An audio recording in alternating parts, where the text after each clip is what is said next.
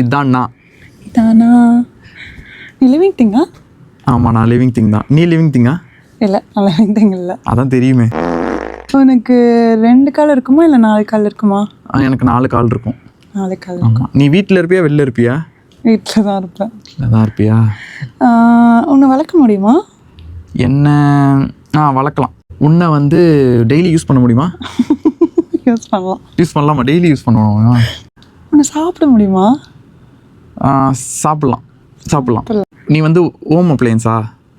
Home அப்ளையன்ஸா? Easy. எனக்கு அதை சாப்பிட பிடிக்குமா?